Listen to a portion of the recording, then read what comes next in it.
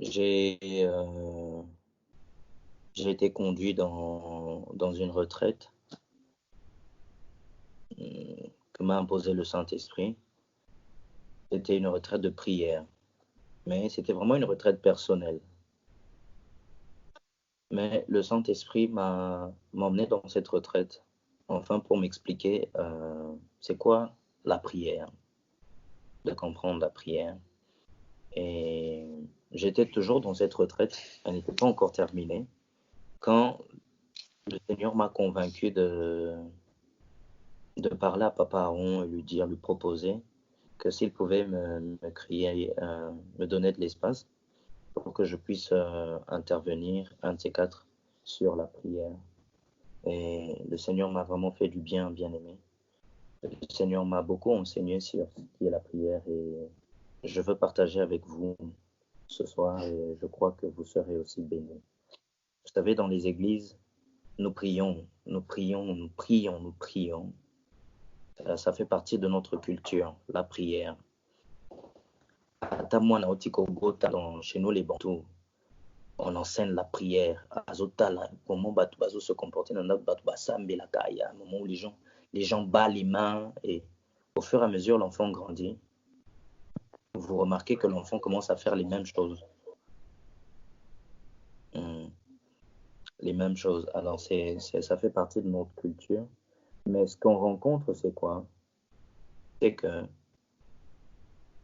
c'est que on remarque que la, les gens sont dans la frustration dans les églises, dans les assemblées. Pourquoi les gens sont dans la frustration? Simplement parce qu'ils n'ont pas une vie de prière épanouie. Ce sont des personnes qui prient, ils prient. Ça vous est déjà arrivé de donner des requêtes à l'église, n'est-ce pas? On vous dit, prenez un papier. Sur ce papier, vous allez faire l'éventeur, vous allez essayer de mettre quelques requêtes et vous allez soumettre ces requêtes à un pasteur ou bien vous allez vous concentrer sur ces requêtes-là pendant une durée déterminée. Ça peut être pendant une année ou pendant un mois où vous allez prier que pour ces requêtes-là. Mais qu'est-ce qu'on constate? Lorsqu'on essaie un peu de voir le taux d'exaucement dans les églises par rapport à ces requêtes ou bien par rapport à cette recommandation, nous remarquons que le taux est vraiment bas.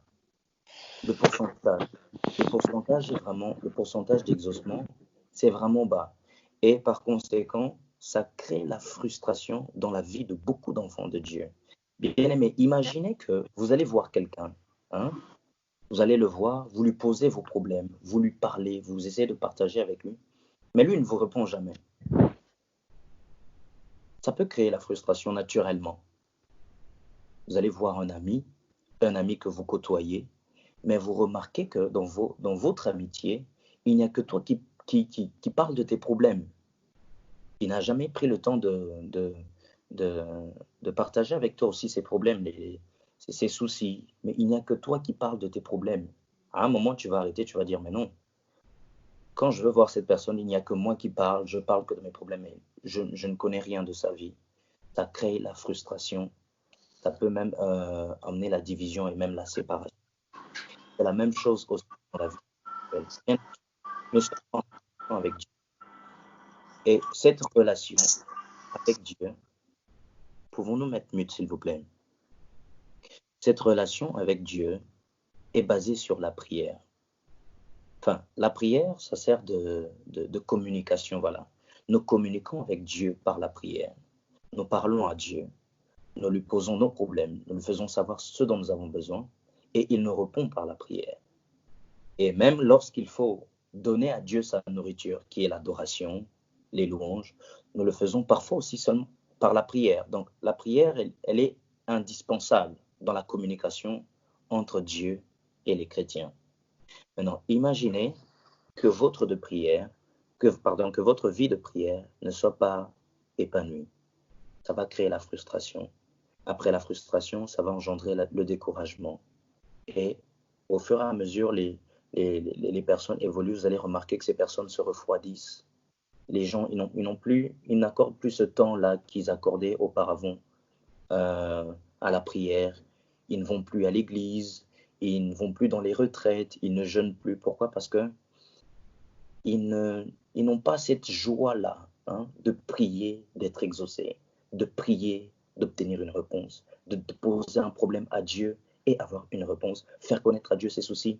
Vous avez un problème de choix, vous avez un problème de directive, vous venez vers le Seigneur, vous priez, mais à la fin, vous ne recevez rien. Ça crée la frustration, bien-aimé. Je veux donner un petit témoignage.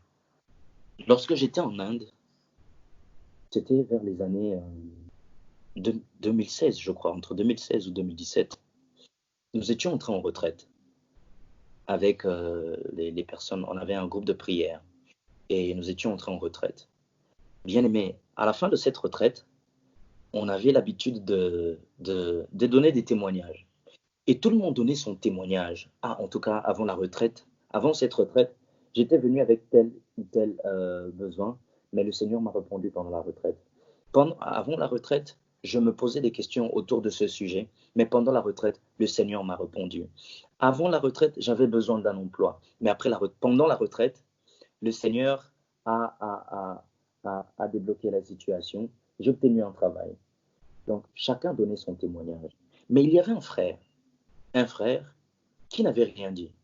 Mais lorsque tout le monde a parlé, je lui ai posé la question, je lui ai dit, mes frères, toi tu n'as rien à dire à propos de la retraite de tout à l'heure. Le Seigneur n'a vraiment rien fait dans ta vie.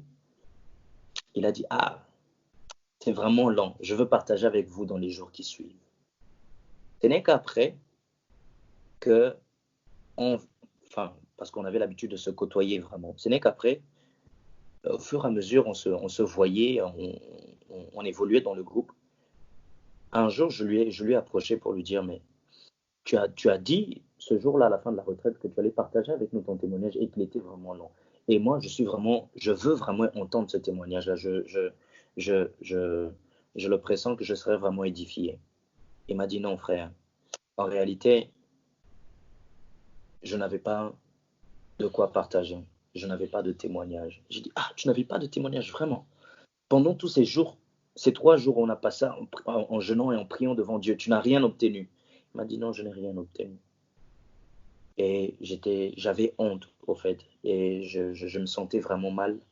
Et j'ai vu comment le Seigneur avait répondu aux autres, mais que moi, je n'avais pas de réponse par rapport à mes questions. Je n'avais pas d'exaucement par rapport à mes soucis. J'avais vraiment des problèmes d'argent, mais même pendant la prière, je n'ai pas ressenti cette paix. Et la retraite s'est terminée, je n'ai pas de solution. Je me posais des questions autour de ceci et ça. Et j'ai commencé à exhorter ce frère-là. Bien-aimé, c'est ce que nous sommes en train de vivre dans les églises aujourd'hui. Beaucoup de personnes sont frustrées. Pourquoi? Parce que leur vie de prière n'est pas épanouie. Ils ne sont pas, ils ne reçoivent, enfin, ils ne sont pas, voilà, ils ne reçoivent pas l'exaucement venant de Dieu. Alors, aujourd'hui, nous allons partager autour des secrets qui rendent une prière efficace, ou bien des secrets qui font que votre prière soit exaucée de Dieu. Parce que, bien aimé, nous nous souvenons dans la Bible, Jésus a parlé d'un publicain. Il a parlé d'un publicain et un pharisien, qui tous les deux sont montés vers le temple pour aller prier. Mais Jésus, lorsqu'il parlait de ces deux personnages, il a dit, tous les deux, ils étaient allés au temple pour prier, mais un était exaucé et l'autre n'était pas exaucé. Qu'est-ce qui fait que l'un soit exaucé, que l'autre ne soit pas exaucé? Et lorsque Jésus continue avec l'histoire, on remarque que le publicain avait une attitude et que cette attitude plaisait à Dieu. Donc, même dans nos vies de prière, tout tourne autour des règles, tout tourne autour des lois, d'accord? Tout tourne autour des commandements, je peux le dire ainsi. Comment? Pour que le pays puisse évoluer, nous avions besoin de ce qu'on appelle une constitution. D'accord? Euh, nous avions ce qu'on appelle une constitution. Tout est basé sur la constitution. Si je dois poser mon problème, ou si je dois je dois traduire quelqu'un en justice, ça doit être par rapport à, ça doit être par rapport à cette constitution. Donc, la constitution nous sert de repère. Et dans la vie chrétienne, on ne peut pas s'approcher devant Dieu n'importe quelle manière. Il y a une certaine manière, hein, de pouvoir s'approcher vers Dieu. Bien aimé, la Bible dit que lorsque nous prions, mais que nous prions hors de la volonté de Dieu, notre prière devient une abomination. Comment la prière, qui est un moyen pour nous de pouvoir parler à Dieu, comment la prière est une chose qui est vraiment recommandée dans les églises, comment la prière est une chose indispensable dans la vie du chrétien, mais que par cette même prière, que je sois maudit de Dieu. Donc il y a un problème. Ça nous fait comprendre qu'on ne peut pas s'approcher devant Dieu de n'importe quelle manière. Même si nous venons au nom de la prière, il y a des clés que nous devons posséder, voilà. Il y a des secrets que nous devons avoir pour rendre notre prière plus efficace. Je donne des exemples vraiment pour que nous puissions comprendre ce sujet. Mon souci, et je crois aussi que c'est la volonté du Saint-Esprit, est qu'à la fin de ce message, que notre vie de prière change. Lorsque nous lisons la vie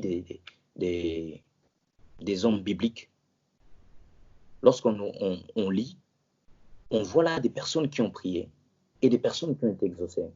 Je ne vois pas dans la Bible quelqu'un qui a prié et qui n'a pas reçu l'exaucement. Toutes ces personnes qui ont prié, ils ont reçu l'exaucement. Ça signifie que lorsqu'on prie, nous prions pour que Dieu réponde à nos prières. Et Jésus a dit que tout ce que vous demanderez à mon Père en priant, croyez que vous l'avez reçu.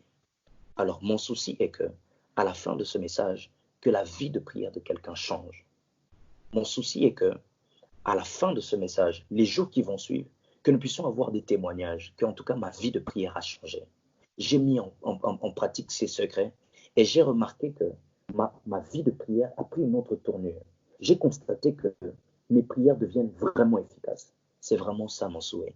Et comme je l'ai dit, je crois que c'est la volonté du Saint-Esprit. Alors, nous allons partager autour de ces secrets. Nous allons prendre le livre de Daniel, Daniel chapitre 10. Daniel chapitre 10.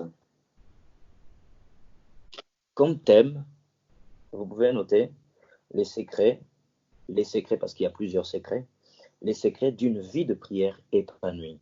Comme thème, et enfin, j'ai doublé le thème. Hein. Vous pouvez noter 1, c'est toujours dans le thème. 1, les secrets d'une vie de prière épanouie. 2, les secrets pour rendre la prière plus efficace. Et comme sous-thème, la prière de Daniel. Je répète, le thème, j'ai doublé le thème, notez 1, les secrets d'une vie de prière épanouie. 2, les secrets pour rendre la prière plus efficace. Et le sous-thème, la prière de Daniel. Nous allons lire le livre de... Nous allons prendre le livre de Daniel. Nous allons aller au chapitre 10. Nous allons lire tout le chapitre. Mais notre étude va se baser tout autour de la vie de cette prière que Daniel a faite. Parce que, bien aimé, si nous lisons ce chapitre, nous allons remarquer que l'ange, lorsqu'il vient pour répondre à Daniel, il lui dit, lorsque tu t'es disposé de pouvoir prier, lorsque tu as pris les bonnes dispositions pour prier, l'Éternel t'avait déjà exaucé. Mais cependant, lorsque je venais avec l'exaucement du Seigneur, j'ai rencontré une opposition dans les airs. Alors, nous allons remarquer là qu'il y a un homme du nom de Daniel qui a prié Dieu. Mais avant de pouvoir prier, il a pris certaines dispositions. Et ces dispositions ont fait que, avant même qu'il ne puisse prier, l'Éternel avait déjà exaucé.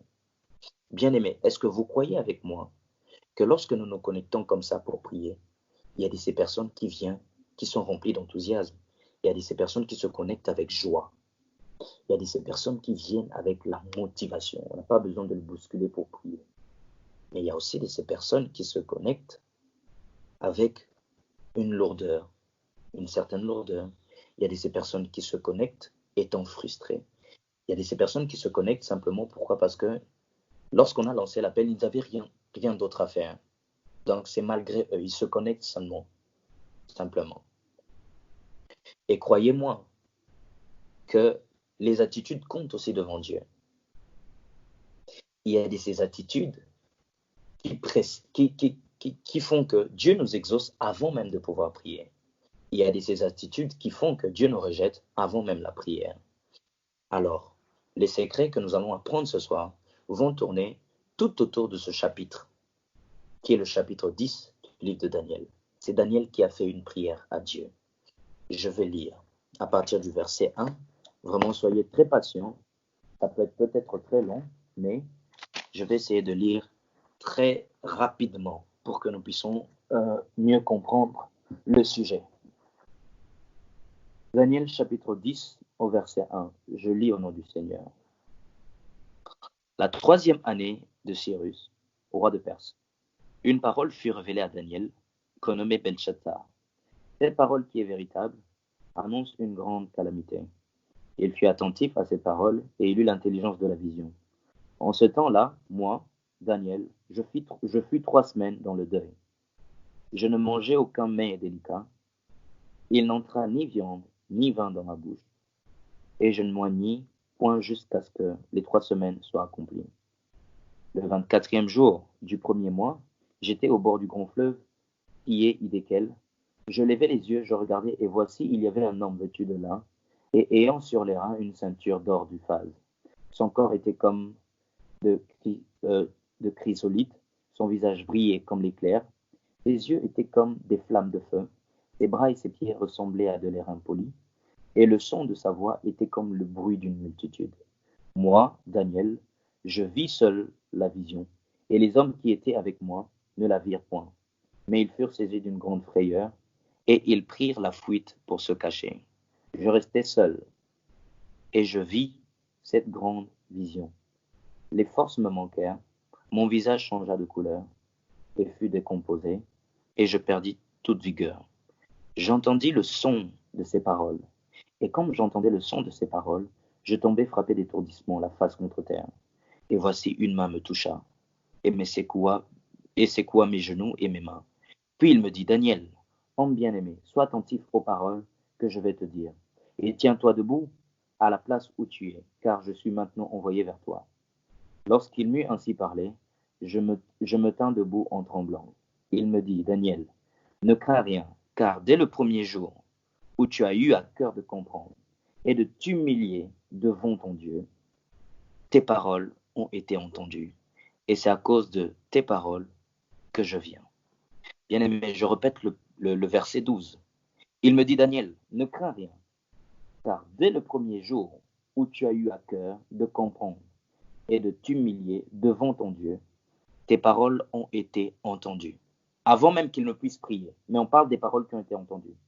La Bible dit qu'avant même que nous puissions mentionner quoi que ce soit dans nos prières, l'Éternel lit déjà dans nos cœurs, il connaît nos besoins. Donc l'attitude de Daniel a fait que Daniel était déjà exaucé avant même la prière. Et c'est à cause de tes paroles que je viens. Verset 13. Le chef du royaume de Perse m'a résisté 21 jours, mais voici Michael, l'un des principaux chefs, est venu à mon secours, et je suis demeuré là, auprès des rois de Perse. Je viens maintenant pour te faire connaître ce qui doit arriver à ton peuple dans la suite des temps, car la vision concerne encore ces temps-là. Tandis qu'il m'adressait ces paroles, je dirigeais mes regards vers la terre, et je gardais le silence. Et voici quelqu'un qui avait l'apparence des fils de l'homme, toucha mes lèvres. J'ouvris la bouche et je parlais. Et je dis à celui qui se tenait devant moi, Mon Seigneur, la vision m'a rempli d'effroi, et j'ai perdu toute vigueur. Comment le serviteur de mon Seigneur pourrait-il parler à son Seigneur? Maintenant, les forces me manquent, et je n'ai plus de souffle. Alors celui qui avait l'apparence d'un homme me toucha de nouveau et me fortifia. Puis il me dit, ne crains rien, homme bien-aimé, que la paix soit avec toi. Courage, courage. Et comme il me parlait, et je dis que car tu m'as fortifié. Il me dit, Sais-tu pourquoi je suis venu vers toi? Maintenant, je m'en retourne pour combattre le chef de la Perse. Et quand je partirai, voici le chef de Javon viendra. Mais je veux te faire connaître ce qui est écrit dans le livre de la vérité. Personne ne m'aide, personne ne m'aide contre cela, excepté Michael, votre chef. Parole du Seigneur. Bien-aimés, lorsque nous avions lu ce chapitre, le verset 12 dit: ne crains rien, car dès le premier jour où tu as eu à cœur de comprendre et de t'humilier devant ton Dieu, tes paroles ont été entendues, et c'est à cause de tes paroles que je viens. Donc, Daniel s'est approché humblement devant Dieu. Le livre de Chroniques nous dit: si mon peuple, sur qui est invoqué mon nom, d'accord? Suivez très bien ce que Dieu dit. Si mon peuple, sur qui est invoqué mon nom, si ce peuple-là s'humilie, si ce peuple-là se détourne de ses mauvaises voies et qu'il prie, je l'exaucerai. Donc, bien aimé, il ne suffit pas de prier seulement, mais il y a des préalables. Je vais donner un exemple. Je prends l'exemple, par exemple, peut-être de papa Baudouin, notre papa, le papa d'Adaron. J'ai un sujet. Je veux venir parler avec papa Baudouin autour d'un sujet. Je lui parle. Il me dit: ok, Arcel, il n'y a pas de problème, je vais réfléchir. Mais je prends Emiliana. Emiliana va avec le même sujet devant papa Baudouin. Bien aimé, il y a des fortes chances que je puisse recevoir la réponse parce que Emiliana est allée parler à son père. Pourquoi? Parce que lorsque moi je vais parler à papa Baudouin, je ne le connais pas de manière personnelle. Je ne fais pas partie de son intimité. Alors qu'Emiliana, si. Et nous pouvons venir avec le même sujet devant papa Baudouin et que Emiliana reçoive une réponse alors que moi non. C'est la même chose avec notre Dieu bien-aimé. Nous prions, notre vie tourne tout autour de la prière. La vie d'un enfant de Dieu, c'est la prière. Mais bien aimé, il faut savoir que vous avez besoin de connaître certains secrets pour rendre votre vie de prière efficace. Il faut que vous priez, vous recevez l'exaucement. Il faut que vous priez et que Dieu vous exauce. Il faut prier pour recevoir des directives et que le Seigneur réponde.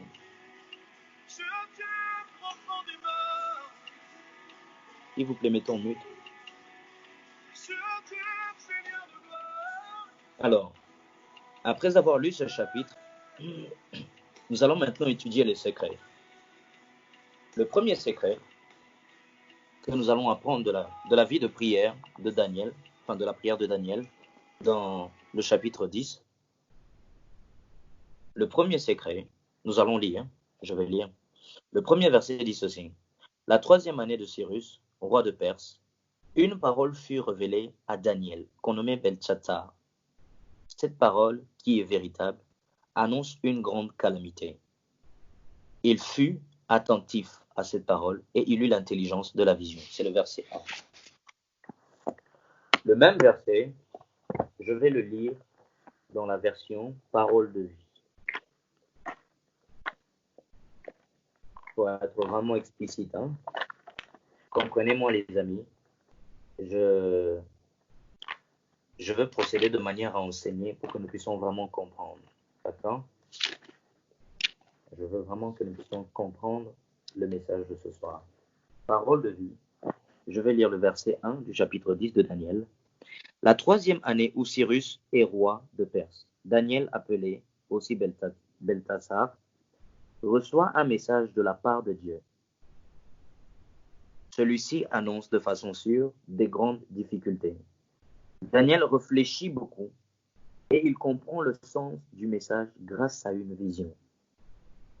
Je répète, la 3e année où Cyrus est roi de Perse, Daniel, appelé aussi Belthassar, reçoit un message de la part de Dieu.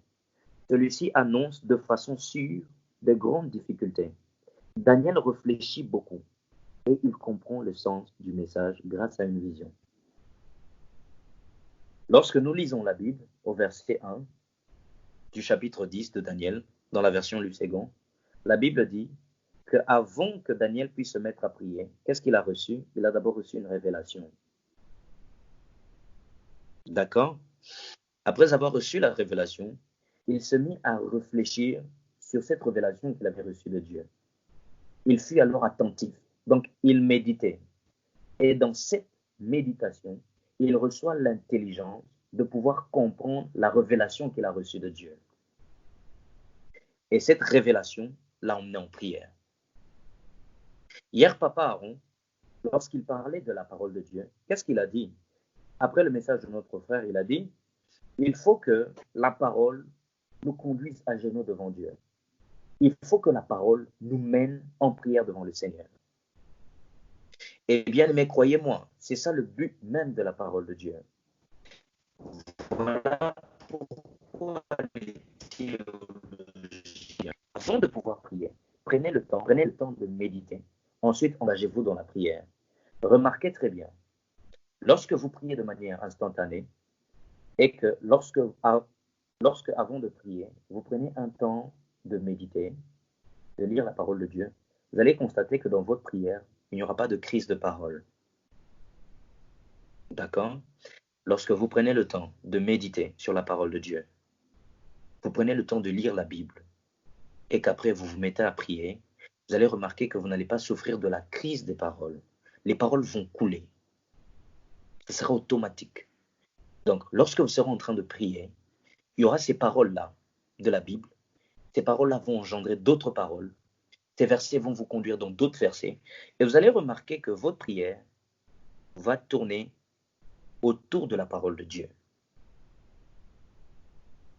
Alors que si vous priez de manière instantanée et que vous ne lisez pas la Bible, vous allez prier, mais il y a plus de chances que vous puissiez tomber dans une prière égoïste.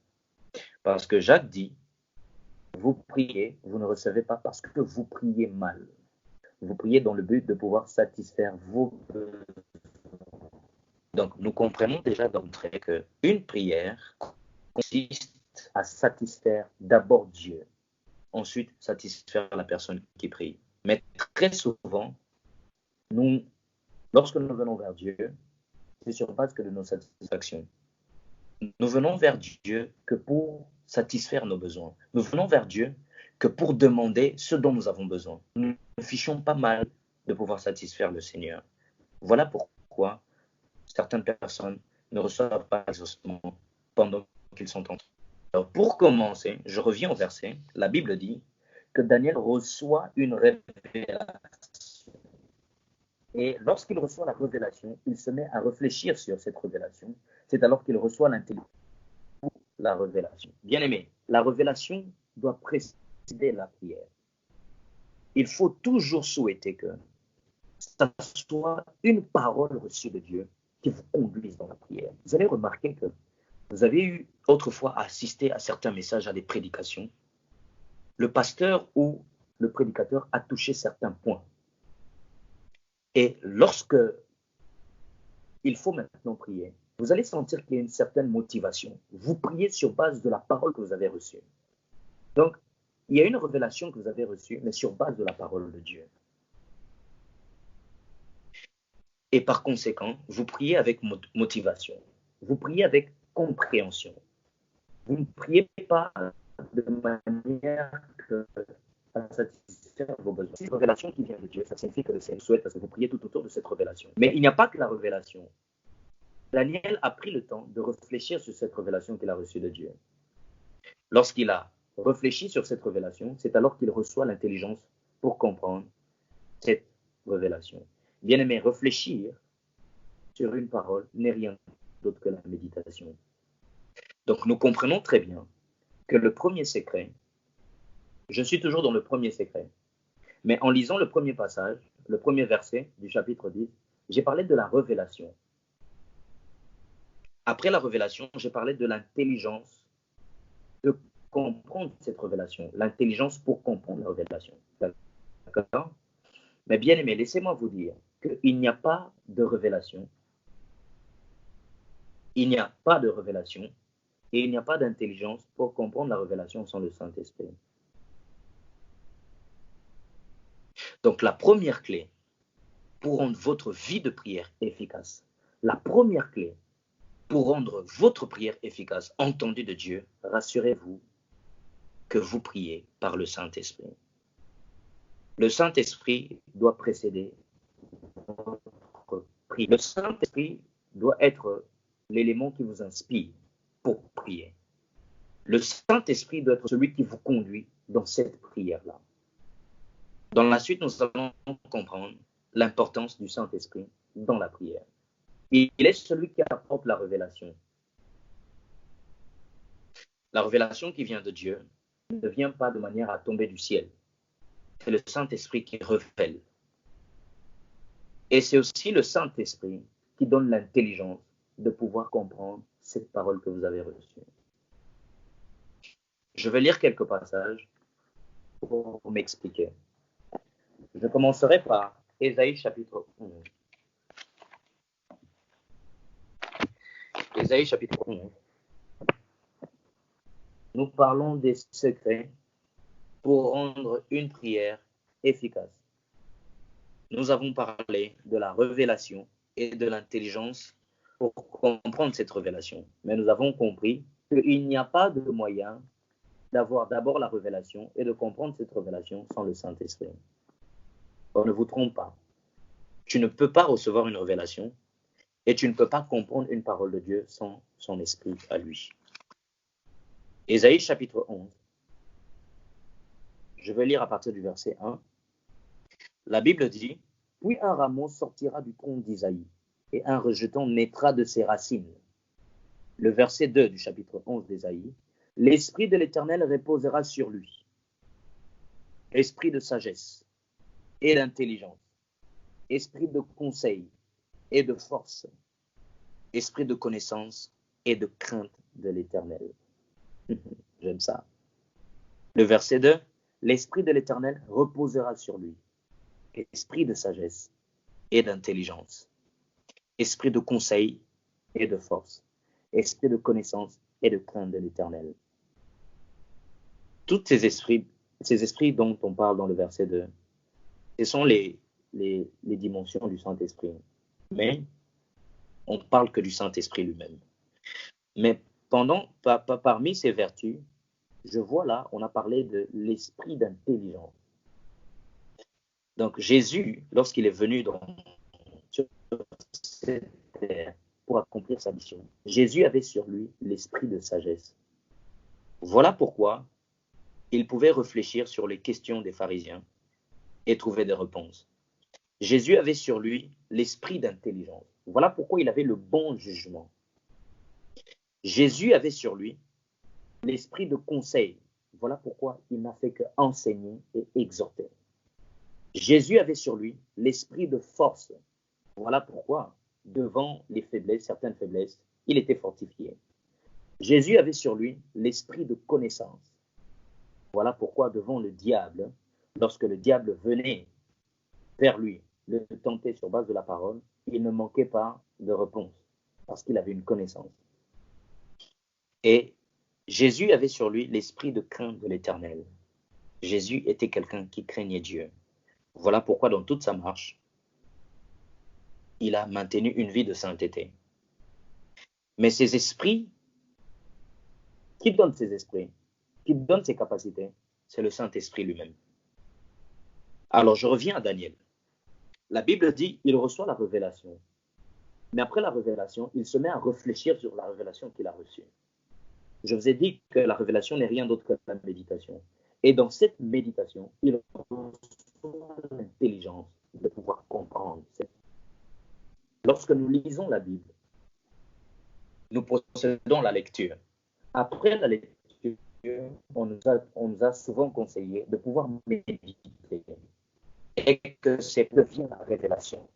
Ce qu'on appelle le réma. C'est dans la méditation que l'on soit le réma. Si vous prenez votre Bible,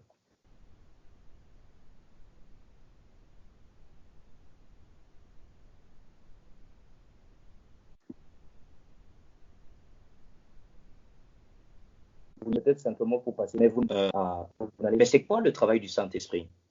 Lorsque vous vous mettez à méditer sur la parole que vous avez eu à lire, la parole de Dieu, le Saint-Esprit vient déposer la révélation. Donc, il vient vous faire comprendre la parole que vous avez lue. C'est ce qui fait que lorsque vous lisez la Bible, vous lisez sur la vie d'Esther ou vous lisez sur la vie de Sarah, mais vous essayez d'appliquer, voilà, de ramener la situation de Sarah à votre vie. Qu'est-ce qui vous dit que vous allez vivre textuellement ce que Sarah a vécu? D'où vient cette foi-là? Qu'est-ce qui vous pousse à croire qu'en lisant David, je vais expérimenter l'expérience de David? Qu'est-ce qui vous pousse à croire qu'en lisant Paul, je veux vivre ce que Paul a vécu? Pourquoi? Parce que lorsque vous prenez la méditation, cette Bible a été écrite bien des années passées. Et ces paroles, ça date vraiment des années passées. Mais lorsque nous lisons ces paroles, nous essayons d'appliquer ces paroles que nous sommes en train de lire à notre vie actuelle. Et quand nous appliquons cela à notre vie actuelle, et que nous marchons selon ces paroles, il y a des résultats. Qu'est-ce qui fait cela? C'est le Saint-Esprit qui apporte cette intelligence. C'est le Saint-Esprit qui apporte la révélation. Il vous fait comprendre. Tu lis la Bible, mais pendant que tu es en train de méditer, il y a une révélation qui te vient. Ça vient du Saint-Esprit. Et lorsque le Saint-Esprit t'apporte la révélation, ça donne la prière. Et quand tu viens vers Dieu, tu ne viens pas sur base de ton intelligence à toi. Tu ne viens pas sur base de ta volonté à toi, mais tu viens sur base de la parole révélée de Dieu, de la parole reçue de Dieu. Et tu viens sur base d'une parole comprise. Tu as compris cette parole et tu engages Dieu sur base de cette parole. Alors, il n'a pas d'autre raison que de pouvoir t'exaucer. Je vais lire un autre passage. Éphésiens chapitre 6. Éphésiens chapitre 6, le verset 18. La Bible dit, je lis au nom du Seigneur, faites en tout temps par l'Esprit toutes sortes de prières et de supplications. Veillez à cela avec une entière persévérance et priez pour tous les saints. Je répète, le verset 18, faites en tout temps par l'Esprit toutes sortes de prières et de supplications. Paul dit, faites en tout temps par l'Esprit de Dieu. Ça signifie que le Saint-Esprit doit précéder cette démarche. Vous ne pouvez pas prier sur base de votre intelligence à vous. Vous ne pouvez pas prier motivé par vos propres désirs. Mais il faut que le Saint-Esprit soit celui qui vous engage dans la prière. Faites en tout temps par l'Esprit toutes sortes de prières. Lorsque j'étais en Inde, dans les prières de Skype, nous avions reçu une fois un homme de Dieu qui nous avait prêché ici sur Skype, Mon Jeune pour Christ. Il nous avait donné, il nous parlait des sortes de prières. Voilà, il nous parlait des sortes de prières. Et parmi les sortes de prières, il avait parlé d'une prière que Jésus avait eu à faire. C'était quoi cette prière? Bien aimé, la Bible nous dit que Jésus a prié toute la nuit, répétant les mêmes paroles. Ça m'a tiqué. Jésus a prié, répétant les mêmes paroles. Donc Jésus priait, il priait, il priait. Et il répétait les mêmes paroles. Lorsque toi tu pries, tu mentionnes combien de paroles devant le Seigneur? Mais ce jour-là, cette nuit, Jésus a prié devant Dieu, répétant les mêmes paroles, et il a reçu l'exaucement. Donc, s'il priait pour la grâce, il demandait à Dieu la grâce. Seigneur, ta grâce, Seigneur, ta grâce, Seigneur, ta grâce, Seigneur, ta grâce, Seigneur, ta grâce, Seigneur, ta grâce, Seigneur, ta grâce, Seigneur, ta grâce. Ça peut nous emmener dans la fatigue, n'est-ce pas? Tu peux aussi bon, comment je veux me mettre à prier répétant les mêmes paroles? Voilà, tu peux t'en lasser. Mais cependant, bien aimé, c'est une prière efficace. Voilà pourquoi Paul dit, faites en tout temps par l'Esprit. Bien aimé, tu ne peux pas prier avec ton intelligence à toi. Tu as besoin du Saint-Esprit pour prier. Tu as besoin de l'Esprit de Dieu pour prier, bien aimé. Et il y a eu un homme de Dieu qui avait mis en pratique cette parole. C'est l'homme de Dieu Haïdi Nabal. Il devait aller à une croisade. Mais avant cette croisade, ils avaient besoin que Dieu se manifeste. Voilà. Cette croisade devait prendre 3 jours. le premier jour, ils ont prié. Enfin, la nuit qui précédait le premier jour, ils ont prié. Alors, dans la croisade, ils ont prêché, mais il n'y avait vraiment pas de manifestation. Ce n'était pas vraiment selon leur attente, voilà. Il n'y avait vraiment pas de manifestation. Ils étaient frustrés. Ils sont retournés en prière. Ils ont prié, mais Seigneur, réponds-nous. Pourquoi tu ne nous réponds pas? Le deuxième jour, pareil, c'était fade. Et avant le troisième jour de la croisade, ils sont entrés en prière. Mais avant de prier, ils ont pris le temps de pouvoir étudier la Bible. Et en étudiant la Bible, ils ont étudié la vie de prière de Jésus. Ils sont tombés sur ce passage-là, que Jésus a prié la nuit, toute une nuit, répétant les mêmes paroles. Ils ont mis en pratique ce secret. Alors cette nuit-là, bien-aimés, ils ont prié répétant les mêmes paroles. Et ils ont imploré la miséricorde de Dieu. Seigneur, ta miséricorde. Seigneur, ta miséricorde. Toute une nuit. Et bien-aimés, le troisième jour, lorsqu'ils se sont présentés devant ce peuple, c'était du feu. Est-ce que le problème était la prière? Non. Est-ce qu'ils ont prié le premier jour? Oui, ils ont prié le premier jour. Ont-ils prié le deuxième jour? Oui, ils l'ont fait. Ils ont prié aussi le troisième jour. Mais ils ont été exaucés que le troisième jour. Pourquoi? Parce qu'il ne suffisait pas simplement de prier, mais il fallait avoir des stratégies. D'accord?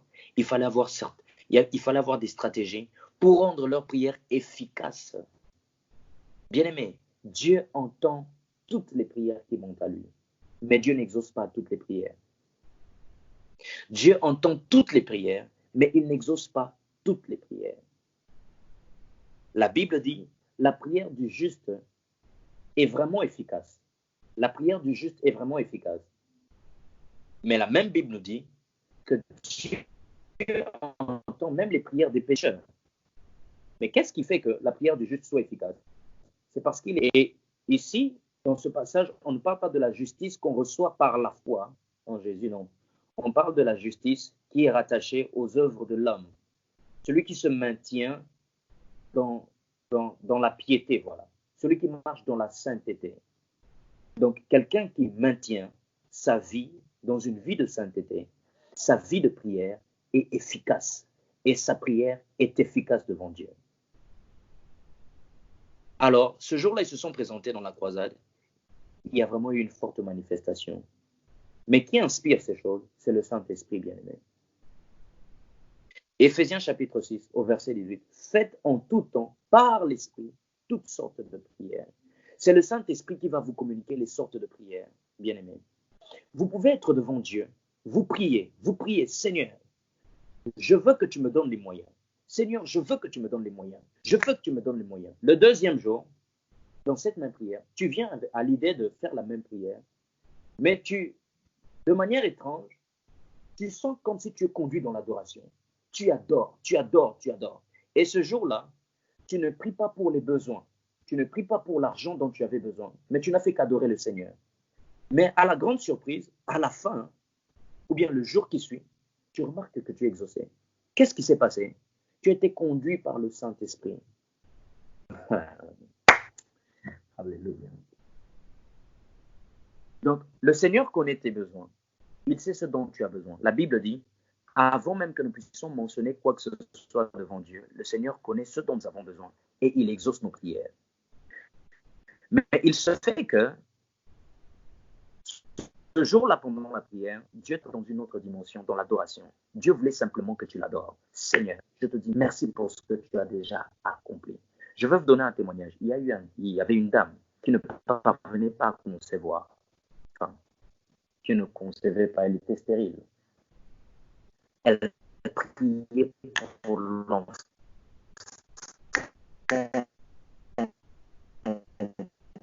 Pour Seigneur, donne-moi un enfant, Seigneur, donne-moi un enfant. Elle a fait cette prière pendant des années, mais elle n'avait jamais reçu d'enfant. Alors, un jour, elle a décidé de changer sa manière de prier. Elle a commencé à rendre grâce à Dieu. Seigneur, je te dis merci pour l'enfant que tu m'as déjà donné.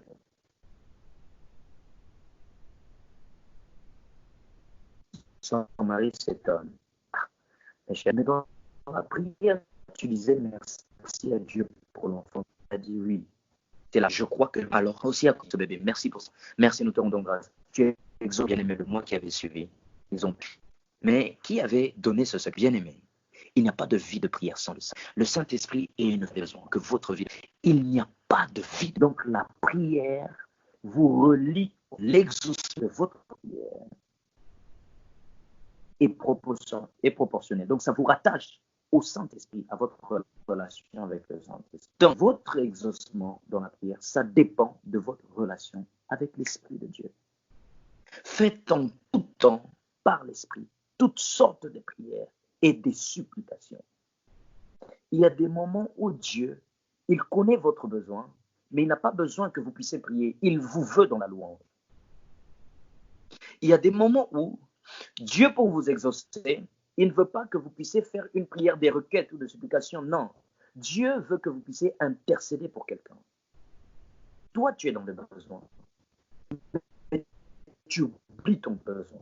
Tu te concentres sur la vie d'une personne. Seigneur, je prie pour les besoins d'Aaron. Sûrement qu'Aaron est en train de rencontrer certaines difficultés. Mais Seigneur, je prie pour que tu l'exauces. Bien-aimé, sans que tu ne saches, Dieu va intervenir à ton besoin. Faites en tout temps, par l'Esprit, toutes sortes de prières. Nous parlons des secrets d'une vie de prière épanouie. Le premier secret, c'est le Saint-Esprit. Et je crois qu'aujourd'hui, à cause du temps, je veux me limiter au premier secret, qui est le Saint-Esprit. Et que demain et après-demain, je veux parler des autres secrets qui rendent une vie de prière efficace. Et je crois que, à la fin de ces enseignements, votre vie de prière va prendre une autre tournure. Vous n'allez plus rencontrer des frustrations dans votre vie de prière, mais vous aurez une vie de prière vraiment épanouie. Donc notez très bien que le premier secret, c'est le Saint-Esprit. Il n'y a pas de prière sans l'Esprit de Dieu. Romains chapitre 8, au verset 26. Romains chapitre 8, verset 26. Romains chapitre 8, verset 26. Je vais aussi voir la version parole de vie. J'aime bien combiner. Je trouve que parole de vie, c'est vraiment un français très simple et beaucoup plus compréhensible. Donc, allons-y d'abord dans Luc Ségon. Romains chapitre 8 au verset 26, je lis au nom du Seigneur. De même aussi l'Esprit nous aide dans notre faiblesse, car nous ne savons pas ce qu'il nous convient de demander.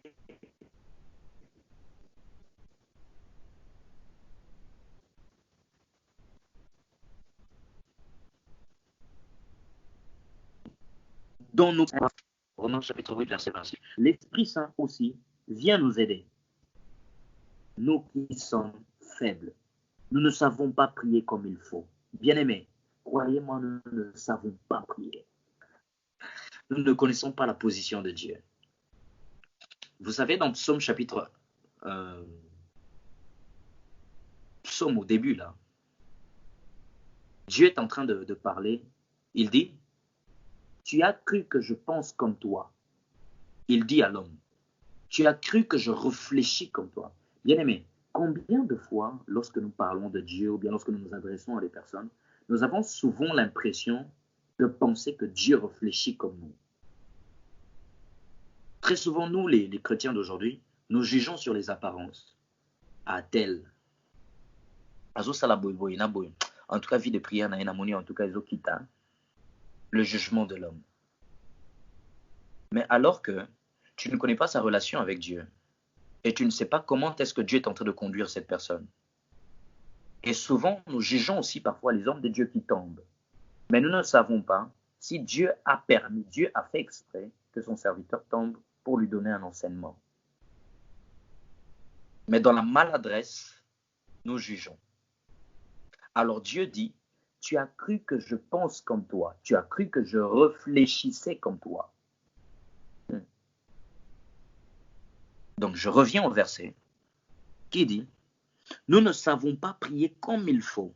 alors l'Esprit Saint lui-même prie pour nous. Dans Luc 2, on dit, il intercède à notre place. Mais dans Parole de vie, on dit, c'est beaucoup plus explicité, on dit, alors l'Esprit Saint lui-même prie par des gémissements que la bouche ne peut pas redire. Le Saint-Esprit prie pour nous. De quelle manière le Saint-Esprit peut prier? Il y a quelle prière que le Saint-Esprit peut faire que Dieu ne puisse pas exaucer? Ça n'existe pas. Pourquoi? Parce que le Saint-Esprit, c'est lui-même Dieu.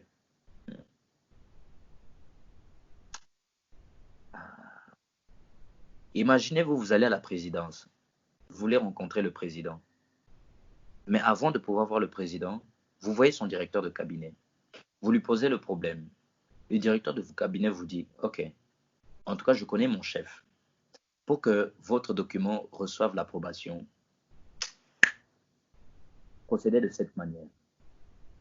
Et lorsque tu entres pour voir le président, tu procèdes de la manière dont tu as reçu le conseil auprès du directeur de cabinet. Et quand tu procèdes de cette manière-là, tu reçois l'approbation. Pourquoi?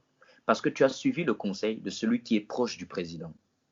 Tu as suivi le conseil de celui qui fait partie du quotidien du président. Tu as suivi le conseil de celui qui est jour après jour avec le président. Donc tu ne peux que recevoir l'approbation. Il en est de même avec le Saint-Esprit. Bien-aimé, la Bible dit, nous ne savons pas ce qui nous convient de demander. Bien-aimé, la prière, lorsque tu fermes les yeux et que tu te concentres et que tu pries, bien-aimé, c'est vaste. Parfois, nous ne savons pas par quoi commencer et par quoi terminer. Nous avons besoin du Saint-Esprit dans la prière. Alors le Saint-Esprit intercède pour nous par des soupirs inexprimables.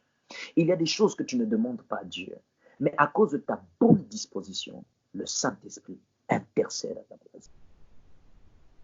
Et là, parfois dans la multitude des pensées, le Saint-Esprit peut te glisser une parole.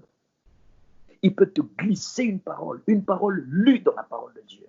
Tu es en train de prier, Seigneur, je veux que tu puisses me guérir. Seigneur, je veux que tu me guérisses. Je veux guérir de cette maladie. Mais le Saint-Esprit t'inspire. La Bible dit que bien aimé, je souhaite que tu prospères à tous égards. Tu dis, Seigneur, tu as dit dans ta parole que je dois prospérer à tous égards, que je sois en bonne santé. Qui t'a communiqué cela? C'est le Saint-Esprit. Et quand tu pries à Dieu, lui rappelant sa propre parole, Dieu n'a pas d'autre choix que de pouvoir t'exaucer. Alors, bien aimé, ce soir, j'aimerais marteler sur ça. Ne prie plus sans le Saint-Esprit. Prends le temps de te connecter à l'Esprit de Dieu avant de prier. Prends le temps de te connecter. Cherche l'atmosphère qui permet au Saint-Esprit de pouvoir s'émouvoir. Voilà, crée cette atmosphère. Aie le cœur disposé. Lorsque tu veux prier, aie le cœur joyeux. Lorsque tu veux te prier, aie le cœur rempli d'humilité devant Dieu. Alors tu vas créer l'atmosphère pour le Saint-Esprit. Et le Saint-Esprit viendra te soutenir, te conduire dans ces démarches. Et une fois que tu sens que le Saint-Esprit est avec toi, engage-toi dans la prière. Engage-toi dans la prière. C'est parti pour l'exaucement.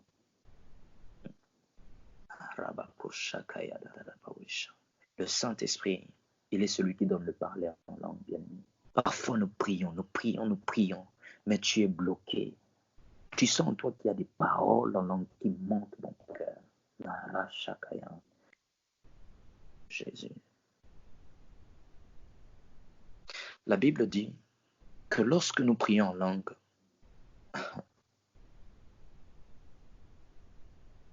il n'y a que Dieu qui comprend ce langage-là. Et que lorsque nous prions en langue, nous nous édifions nous-mêmes. Édifier signifie construire. Comment je prie en langue? Je suis en train de construire mon homme intérieur. Donc il y a un mystère. Dans le prier en langue, il y a l'édification. Dans la prière en langue, il y a la construction. Dans la prière en langue, il y a l'élévation. Dans la prière en langue, il y a la formation. Et toutes ces choses-là s'opèrent pendant que je prie en langue par l'Esprit de Dieu. Ah, Jésus. Il y a des personnes qui passent des heures dans la prière et à la fin, ils ne sont pas exaucés. Et il y a une personne qui se concentre dans la prière. 10 minutes, s'il vous plaît, et il est exaucé. Cette personne a prié par le Saint-Esprit. Cette personne a reçu des secrets qui ont influencé sa prière et Dieu ne pouvait que exaucer. Que mon Dieu vous bénisse abondamment. Au nom de Jésus. Amen.